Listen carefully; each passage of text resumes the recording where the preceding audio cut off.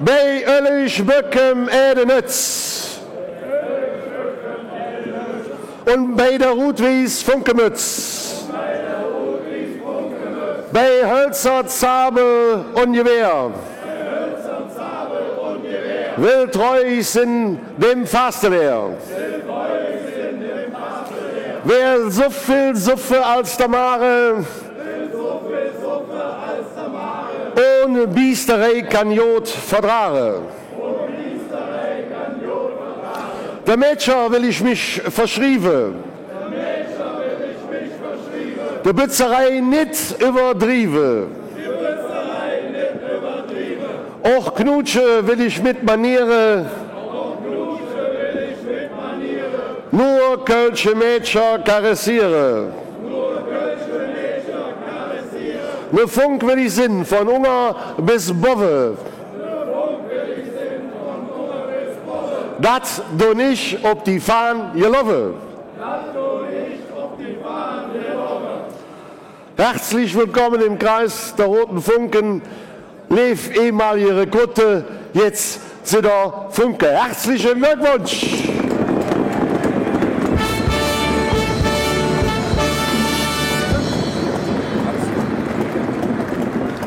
Kommen wir jetzt zu den Spitznamen der Kölsche Funke Rot-Wies 2019. Kian Abtscher, bitte vortreten.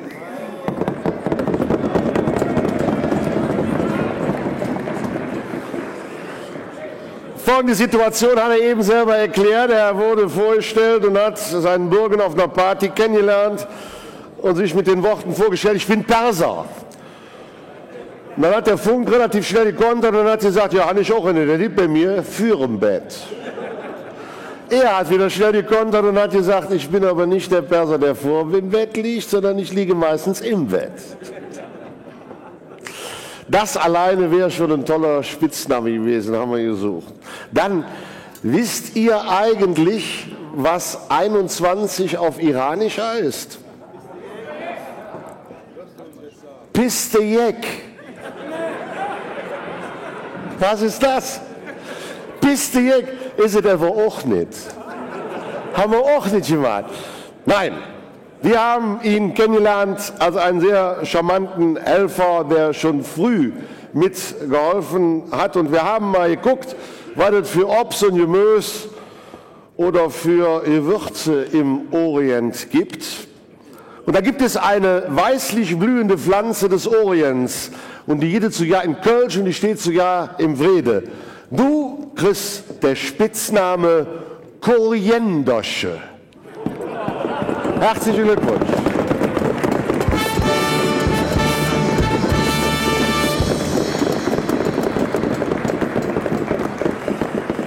Friedrich Bergmann, vortreten. Den kennt er auch schon. Der Mann aus dem Frankenland.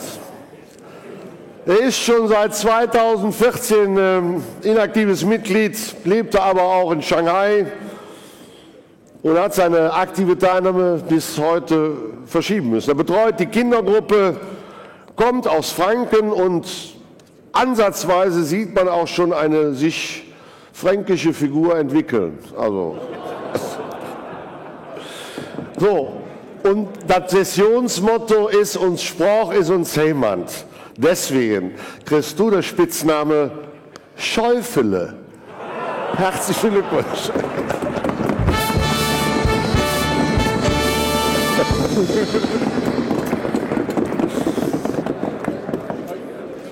Ja.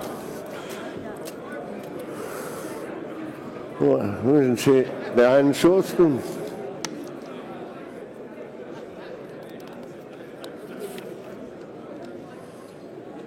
Jens Dargel, vortreten bitte. Dargel, genau. Ja, also mit dem Laberdan im Kopf bist du locker über 2 Meter.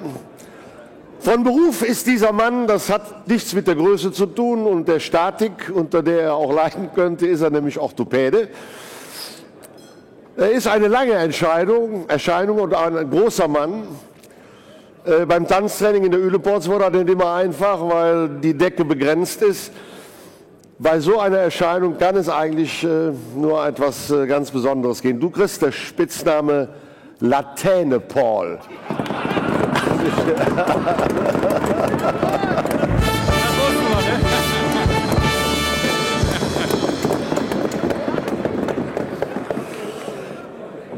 Gianluca D'Asaro, bitte vortreten. Ihr wisst es alle, er ist wirklich Sizilianer. Er ist mehr Sizilianer als Italiener. Und er hat eine große Familie, die heute da ist, ein großer Teil. Und er hat es eben selber gesagt, und ich habe mich noch mal schlau gemacht, es war Francis Ford Coppola, der den Paten Don Vito Corleone mit Marlon Brando besetzt hatte. Wir besetzen dich in der Zukunft mit dem Spitzname Pat. Herzlichen Glückwunsch.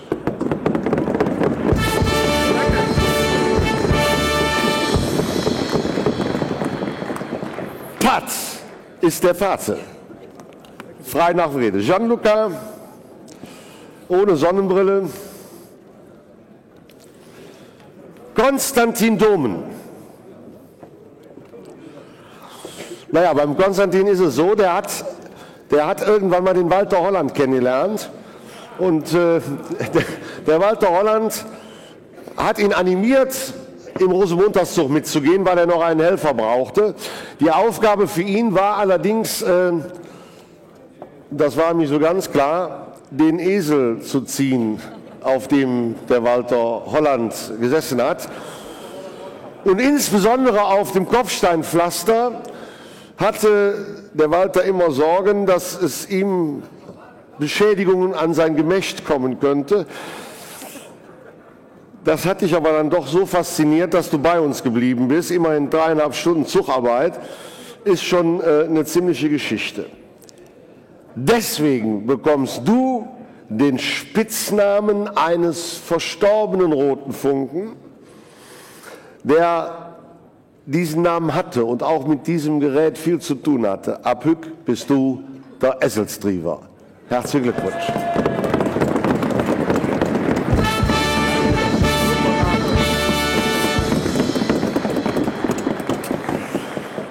Ja, dann mal den Kaiser Franz nach vorne. Harald Hoffmann, der waschechte Wiener.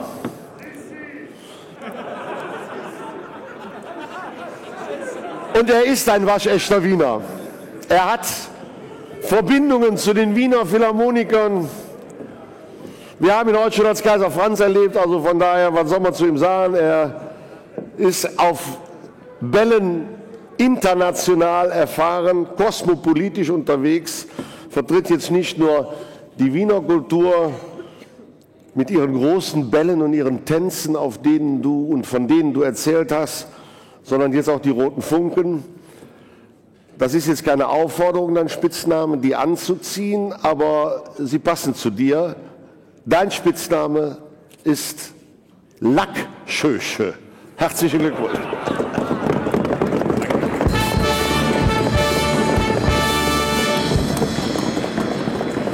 Wilhelm Heinrich Nöthen.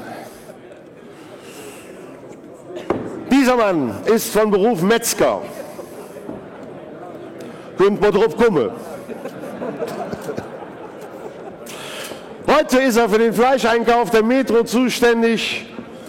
Er war aber auch Standartenreiter. So, sein Spitzname hat etwas mit dem Rippenfleisch zu tun, in Nierennähe. Jetzt könnte man drauf kommen. Du kriegst den Spitzname Lümmersche. Herzlichen Glückwunsch. Dankeschön, sehr schön, wunderbar, Dankeschön.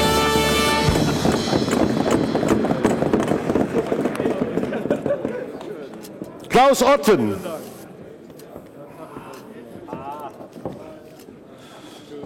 Er ist der Autor dieses Rekrutenstücks von heute Abend und gleichzeitig auch so ein bisschen der Organisator und Manager um die Truppe herum. Das konnte man erkennen. So, am Rekrutenabschlussabend hat er alle Gäste begrüßt und zum Schluss erst den Präsidenten.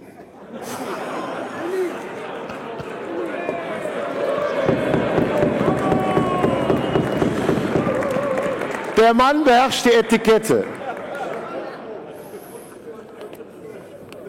Ich habe nichts draus gemacht, nein. Ich wollte es nur erzählen. Er hat aber auch sein Hobby zum Beruf gemacht und ist Segellehrer. Also alle, die noch mal segeln lernen wollen, können sich an den Klaus wenden. Von daher ist er auf den Weltmeeren zu Hause. Und frei nach Adrian Wrede haben wir gesehen, da stand dann «Losse mal raff in de Pünktchen, Jon, hebove Trigger, das ist zu kalt». Du kriegst der Spitzname Kajüt. Herzlichen Glückwunsch.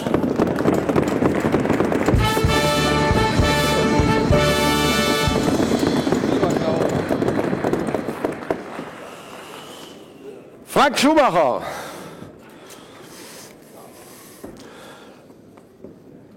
Also, da gab es gar nicht wenig zu überlegen. Da ist der Name, denn der Frank ist der Stiftungsvorstand der Kinder- und Jugendseniorenwohlfahrt sowie einer Denkmalpflegeorganisation, die sich ganz in der Nähe unseres ersten FC Köln an der Kölner Straße an einem wunderbaren Hof befindet, die ganz spezielle Bäume wohl haben muss, weil sonst hieß dieser Hof nicht so, wie er hieß. Und deswegen hat er dann damals erzählt, unser Peter Enkel Senior war immer froh, dass er bei ihm was unterstellen könnte. Und ganz heimlich, wenn Kinder da war und wir hatten noch ein Bütt, ist er dann abends ins hingegangen und hat sich in die Bütt gestellt und hat gesagt, ich bin Karnevalist. Er ist ein großartiger Mann in diesem Kreis, wie all die Junge großartig sind. Ich rede vom Kastanienhof, den viele von euch sicherlich kennen und wo man wunderbar feiern kann. Deswegen kriegst du der Spitzname Kusteje Baum. Herzlichen Glückwunsch.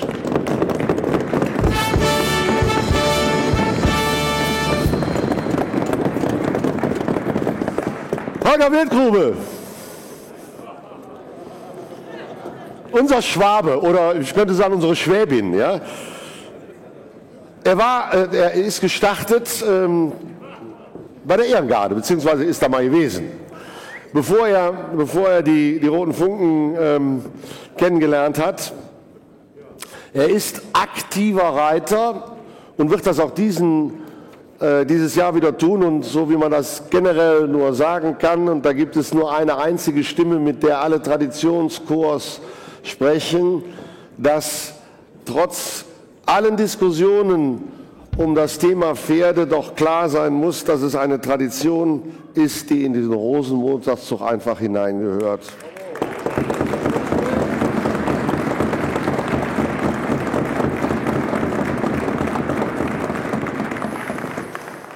Und deswegen kriegst du der schöne Spitzname Schöckelpät. Herzlichen Glückwunsch.